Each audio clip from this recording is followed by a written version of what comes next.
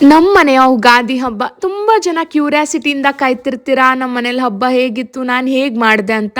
ಎಲ್ಲರ ಥರನೇ ತುಂಬಾ ನಾರ್ಮಲ್ ಆಗಿ, ತುಂಬಾ ಸಿಂಪಲ್ ಆಗಿ, ಮತ್ತು ನಾನು ಕೂಡ ಹಬ್ಬದ ಪ್ರಿಪ್ರೇಷನ್ಸ್ ಎಲ್ಲ ಮಾಡ್ಕೊಳಕ್ಕೆ ಶುರು ಮಾಡಿದೆ.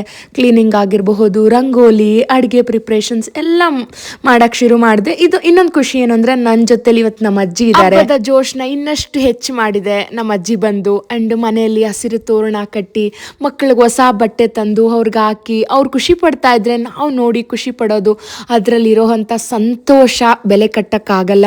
ಆ್ಯಂಡ್ ಮನೆಯಲ್ಲೂ ಅಷ್ಟೇ ದೇವ್ರಿಗೆಲ್ಲ ಅಲಂಕಾರ, ಹೂವಿನ ಅಲಂಕಾರ ಆಗಿರ್ಬೋದು, ನೈವೇದ್ಯಕ್ಕೆ ಹಣ್ಣು, ಮಾಡಿರೋಂಥ ಅಡುಗೆಗಳೆಲ್ಲ ಇಟ್ಟು ಬೇವು ಬೆಲ್ಲ ತಿಂದು ಮನಸ್ಫೂರ್ತಿಯಾಗಿ ದೇವ್ರನ್ನ ಬೇಡ್ಕೊಂಡು, ಮನೆಯಲ್ಲೂ ಅಷ್ಟೇ ರುಚಿ ರುಚಿಯಾಗಿ ಅಡುಗೆಗಳು ಮಾಡಿಕೊಂಡು ತಿಂದು, ಇದೆ ವೆರಿ ಸಿಂಪಲ್ ಎಲ್ಲರೂ ಮಾಡೋ ಥರನೇ ನಾರ್ಮಲ್ ಆಗೇ ಮಾಡಿದ್ದೆ.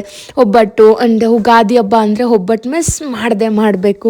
ಒಬ್ಬಟ್ಟು, ಮಾವಿನಕಾಯಿ ಚಿತ್ರಾನ್ನ, ಒಬ್ಬಟ್ಟಿನ ರಸ, ಮಜ್ಜಿಗೆ, ಎಲ್ಲ ಥರ ಅಡುಗೆ ಎಷ್ಟು ಸಾಧ್ಯನೋ ಅಷ್ಟು ಮಾಡಿಕೊಂಡು ನೆಮ್ಮದಿಯಾಗಿ ತೃಪ್ತಿಯಾಗಿ ಊಟಗಳು ಮಾಡಿ. ಆ್ಯಂಡ್ ಮಕ್ಕಳು ದೊಡ್ಡವ್ರು ಆಗ್ತಾ ಇದ್ದಾರೆ, ಅವ್ರಿಗೆ ಒಳ್ಳೆ ಒಳ್ಳೆ ಚೂಡಿದಾರ್ ಹಾಕಿ, ಈ ಹೆಣ್ಮಕ್ಳಿಗೆ ಈ ಥರ ಎಲ್ಲ ಚೂಡಿದಾರ್ ಹಾಕಿದರೆ ಎಷ್ಟು ಲಕ್ಷಣವಾಗಿ, ಎಷ್ಟು ಮುದ್ದಾಗಿ ಕಾಣ್ತಾರೆ.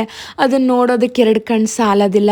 ಆ್ಯಂಡ್ ಊಟನೂ ಅಷ್ಟೇ ತುಂಬ ತೃಪ್ತಿಯಾಗಿ ಎಲ್ಲರ ಜೊತೆಯಾಗಿ ಕೂತು ಮಾಡಿ ಇವತ್ತಿನ ಹಬ್ಬದ ವ್ಲಾಗನ್ನು ಮುಗಿಸ್ತಿದ್ದೀನಿ. Thank you.